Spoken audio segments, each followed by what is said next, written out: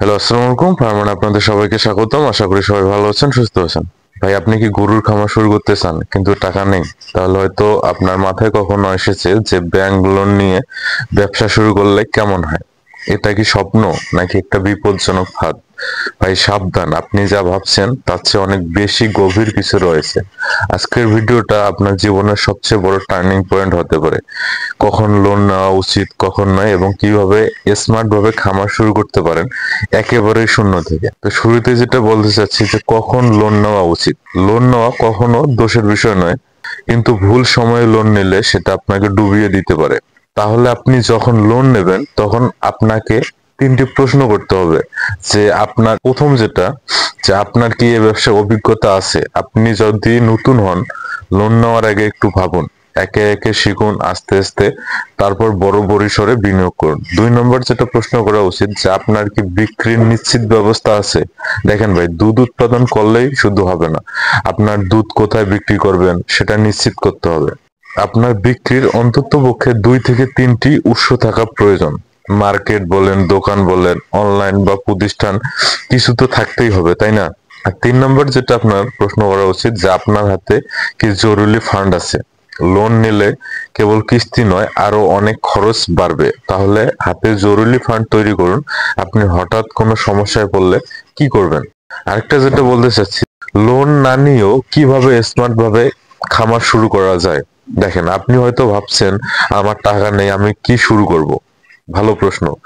কিন্তু ভাই, স্মার্ট উদ্যোক্তা হতে হলে লোনের উপর নির্ভর কখনোই করবেন না। দেখেন, আপনাকে অবশ্যই ছোট পরিসরে শুরু করতে হবে। দেখা যাচ্ছে যে একবারে 10টা বা 20টা আপনার গরু কেনার প্রয়োজন নাই। একটা বা দুইটা ভালো গাভী কিনুন, প্রথমেই এখান থেকে লাভ তুলুন, তারপর ধীরে ধীরে বাড়ান। খুব তাড়াতাড়ি বড় হতে চাওয়া এটা বিপদ ডেকে আনতে পারে। আরেকটা যেটা, সাধারণত দুধ ছাড়াও আপনাকে আয়ের ব্যবস্থা করতে হবে। শুধুমাত্র দুধ বিক্রির উপর কখনোই নির্ভর করবেন না। গোবর থেকে সার তৈরি, বাছুর বিক্রি, সাইলেজ উৎপাদন, এগুলো থেকেও আয় করতে পারেন। ধাপে ধাপে আপনি বড় হবেন। আরেকটা যেটা বলতে চাচ্ছি, পার্টনারশিপ বা বিনিয়োগ খুঁজুন। একা চলতে না পারেন, একজন সফল খামারি বা বিনিয়োগকারী খুঁজুন। একসাথে কাজ করুন, বিনিয়োগ করুন। লোন ছাড়াই আপনি বড় খামার গড়ে তুলতে পারবেন। যদি লোন নিতেই হয় তাহলে কিভাবে করবেন। ঠিক আছে, আপনি যদি লোন নিতে চান তা সঠিকভাবে করতে হবে। কম সুদের লোন, যেমন বিভিন্ন এনজিও থেকে ব্র্যাক ব্যাংক, তারপর রূপালী ব্যাংক, যেগুলো কম সুদে ঋণ পাওয়া যায়, আপনাকে অবশ্যই এগুলো নিতে হবে।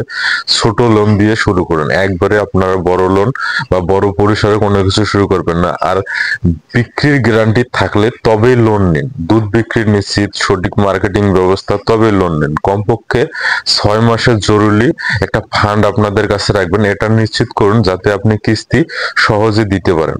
ভাই, আপনি যদি স্মার্ট না হন তাহলে লোন আপনাকে ডুবিয়ে দিতে পারে। লোন আপনার জীবনে খুশি আনতে পারে, আবার সেটাই আপনার শেষ দিনেও পরিণত হতে পারে। তাই সবসময় আপনাকে সাবধান থাকতে হবে। আপনার স্বপ্ন সফল করার আগে আপনার সিদ্ধান্ত পর্যালোচনা করুন। জীবন একটাই, তাই সঠিক পথ বেছে নিন। আজকের ভিডিও যদি আপনাকে সাহায্য করে তাহলে অবশ্যই কমেন্ট করে জানাবেন।